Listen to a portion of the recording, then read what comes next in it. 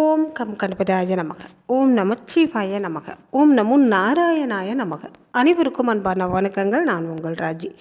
எப்பேற்பட்ட கடனும் நம்மை விட்டு நீங்குவதற்கு, கடன் பிரச்சனை நம்மை விட்டு அடியோடு நீங்குவதற்காக நம்ம செய்யக்கூடிய அற்புதமான ஒரு வழிபாட்டை பற்றி தான் இந்த பதிவில் நம்ம பார்க்க போகிறோம்.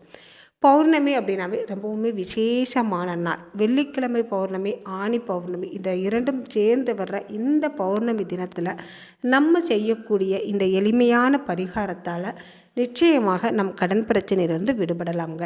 பௌர்ணமி அப்படின்னாவே அன்னையை வழிபாடு செய்வதற்கு, அதாவது பெண் தெய்வங்களை வழிபாடு செய்வதற்கு மிக அற்புதமான நாள். வெள்ளிக்கிழமையோடு சேர்ந்து வர்றதால மகாலட்சுமி தாயாரையும் அம்பாளையும் நினைத்து நம்ம வழிபாடு செய்வது ரொம்பவுமே விசேஷம். வெள்ளிக்கிழமை நாள் அப்படிங்கிறதால இந்த நாளில் நம்ம அம்பாள் கோவிலுக்கு சென்று விளக்கேற்றி வழிபாடு செய்வது, அல்லது மகாலட்சுமி தாயாருக்கு பக்கத்தில் கோவில் இருக்குது அப்படின்னா அங்கே போய் விளக்கேற்றி வழிபாடு செய்யலாம். வீட்டிலேயே விளக்கு பூஜை செய்கிறது ரொம்ப நல்லது. அதாவது மகாலட்சுமி தாயாருக்கு விளக்கு பூஜை செய்வது, 108 நாமாவளிகள் சொல்லி வழிபாடு செய்வது ரொம்ப ரொம்ப நல்லது.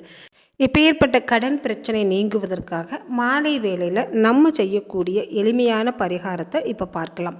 இந்த பரிகாரம் அப்படின்னு சொல்லலாம், வழிபாடு அப்படின்னு சொல்லலாம். உப்பை வைத்து செய்யக்கூடிய எந்த ஒரு பரிகாரமும் வழிபாடும் மிக நல்ல பலனை கொடுக்குங்க. நாட்டு மருந்து கடையில் பெயர் சொல்லா மருந்து அப்படின்னா வசம்பு கொடுப்பாங்க. வசம்பை பெயர் சொல்லா மருந்துன்னு தான் சொல்லணும். பெயர் சொல்லாமல் வாங்கிட்டு வர்றப்ப தான் அதோட மருத்துவ குணம் அதிகமாக இருக்கும், அதோட ஆன்மீக ஆற்றல் அதிகமாக இருக்கும் அப்படின்னு பெரியவங்க சொல்லுவாங்க. அப்போ நாட்டு மருந்து கடையில் நீங்கள் வாங்குறப்ப பெயர் சொல்லா மருந்து அப்படின்னு சொல்லி வாங்கிட்டு வியாழக்கிழமையே நீங்கள் உங்கள் பூஜை அறையில் வச்சுருங்க. வெள்ளிக்கிழமை காலையில் நம்ம பூஜை செய்கிறப்ப இந்த வசம்பு பூஜை அறையில் இருக்கிறது ரொம்ப நல்லது. மாலை வேளையில் இந்த வசம்பை எடுத்து உங்கள் கைகளில் வச்சுட்டு நிலவு ஒளி தெரியும் இடத்துல, அதாவது மேலே மொட்டை மாடி இருந்துச்சுன்னா அங்கே போயிட்டு செய்யலாம், அல்லது வாசலில் இருந்து செய்யலாம். எந்த இடத்தில் நிலவு ஒளி தெரிகிறதோ அந்த இடத்துல அமர்ந்தோ நின்றுட்டோ நம்ம இந்த வழிபாட்டை செய்யலாம். நம்ம கைகளில் வச்சுருக்கிற வசம்பின் மீது நிலவின் ஒளி படணும். அந்த முறையில் நம்ம நிற்கிறது ரொம்பவுமே நல்லது. நிலவோட ஒளி படுற இடத்துல நின்றுட்டு, அதாவது பௌர்ணமியோட அந்த நிலவு ஒளி நம் மீது படுவதும் நம்ம கையில் வச்சுருக்கிற இந்த வசம்பு மீதும் படுறதும் ரொம்பவுமே நல்லதுங்க.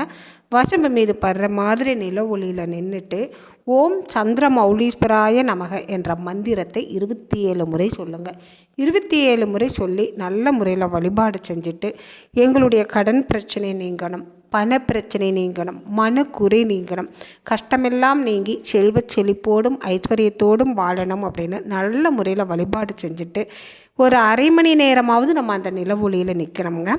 அதன் பின்பு இந்த வசம்பை கொண்டு நம்ம சமையல் அறையில் கல் உப்பு போட்டு வச்சுருக்கிற உப்பு ஜாடிக்கு அடியில் போட்டு வச்சுருங்க. வசம்பு 1 வருடம் இருந்தாலும் கெட்டு போகாதுங்க. அப்புறம் இந்த வசம்பை எடுத்து கால்படாத இடத்துல நம்ம பொதிச்சு வச்சுட்டா போதுங்க. அதன் பின்பு மறுபடியும் நம்ம இந்த மாதிரி ஒரு பரிகாரத்தை செய்து உப்பு ஜாடியில் நம்ம வசம்பை வைக்கலாம். உப்பு ஜாடியில் வசம்பை வச்சு நம்ம இந்த வழிபாடு செய்கிறப்ப நம்மளுடைய கடன் பிரச்சனை அனைத்தும் நீங்கி போகும், நம் கஷ்டம் அனைத்தும் நீங்கி போகும். பணம் வரவு நல்ல முறையில் இருக்குங்க. பண வரவு வசியமாகும் அப்படின்னு சொல்லுவாங்க. உப்பில் வசம்பு வச்சு வழிபாடு செய்கிறப்ப பணம் வசியமாகும், நம் கஷ்டமெல்லாம் நீங்கி போகும். பண வரவு நல்ல முறையில் இருக்கிறப்ப நிச்சயமாக கடன் பிரச்சனையிலேருந்து நம்ம விடுபடலாம். இந்த பதிவு உங்களுக்கு பிடிச்சிருந்தால் மறக்காமல் ஒரு லைக்கும் கமெண்ட்டு கொடுங்க. உங்கள் நண்பர்களுக்கும் உறவினர்களுக்கும் ஷேர் பண்ணிவிடுங்க. மீண்டும் அடுத்த பதிவில் பார்க்கலாம். நன்றி, வணக்கம்.